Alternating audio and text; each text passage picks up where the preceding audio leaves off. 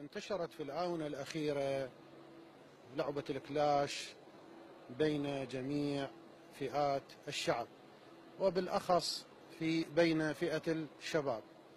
لذلك أود أن أبين الحكم الشرعي في هذه القضية من جهتين. الجهة الأولى قضية اللعب بها. سماحة السيد لم يصدر منه ترخيص في أصل اللعب بهذه اللعبة، لذلك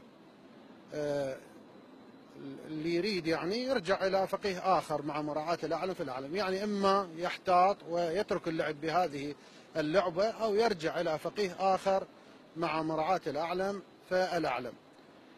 بالنسبة لقضية البيع، الجهة الثانية وهي قضية البيع، البيع غير صحيح، بمعنى أن هذه المعاملة لو وقعت تعتبر باطلة لا يترتب عليها الأثر.